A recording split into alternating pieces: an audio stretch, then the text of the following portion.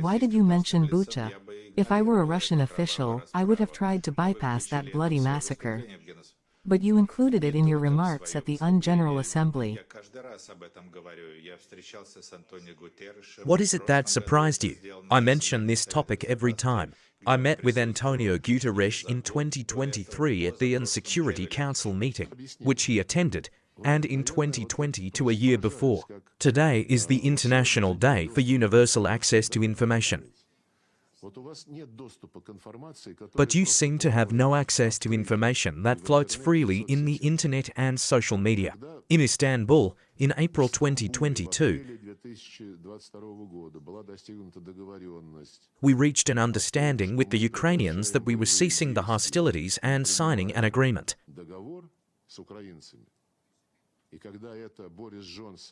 Even before everything fell through, we were asked, as a goodwill gesture, to pull out our forces from the outskirts of Kiev,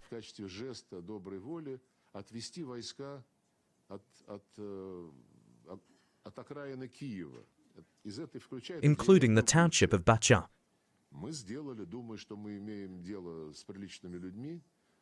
We did that, thinking that we were dealing with decent people, not liars. But, of course, they deceived us. There is a video in the internet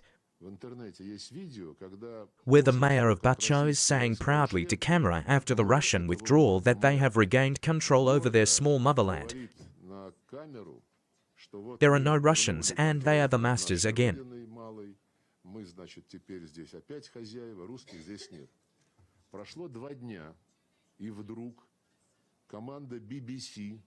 2 days passed.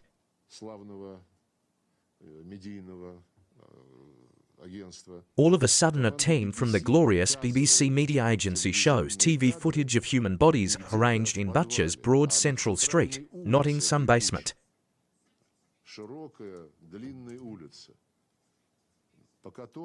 The voiceover said that this crime had been committed by the Russians when they had occupied the town. To reiterate,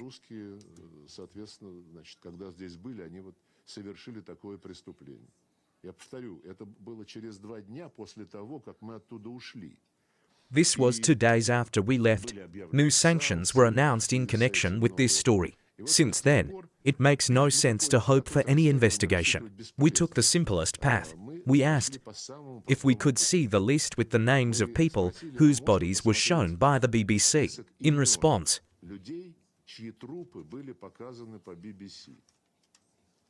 silence set in.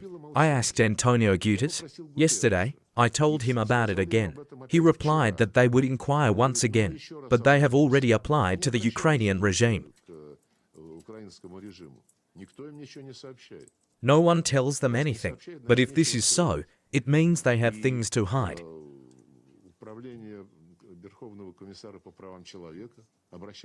The Office of the High Commissioner for Human Rights has also applied to them at our request. No one says anything. Matter closed. President Joe Biden describes this as a massacre. Putin is a butcher. There is no mystery for us in this regard. It is a provocation, pure and simple. It was the same with Alexei Navalny. When he fell ill and the Germans asked us to give him to them for treatment, we immediately let in their aircraft and it took him away. Even the necessary airport formalities were not observed. In Germany, he was taken to a civilian hospital where the doctors found that nothing was the matter with him. Later, he was removed to a military hospital where they found the agent, Novichok.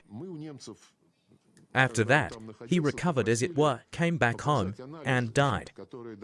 While he was there, we asked the Germans to show us the tests proving that he had been poisoned with that agent. The Germans said that it was a secret and that they would hand the test over to the Organization for the Prohibition of Chemical Weapons. We went there. At the OPCO, we were told that the Germans had forbidden them to show us the tests. Don't you find this odd? After hue and cry was raised in connection with Alexei Navalny's death, we reminded the Germans about our request and asked if we could see the tests and clarify how he had been treated before returning to Russia. Dead silence in response. The same was with the poisoning of the Skripals in Salisbury. There is no information available despite the official requests from our investigative committee and the Prosecutor General's office to their UK colleagues. They skimmed the media cream by accusing Russia of all sins. After that, the news disappears from front pages and TV screens. You know that as well, but we will speak about Bucha, Navalny and other things. And demand the truth. If you are interested, please organize a journalistic investigation. Ask the Ukrainians why no one can obtain those names. My dear friends, you are professionals. I hope you must be interested. Try to learn it.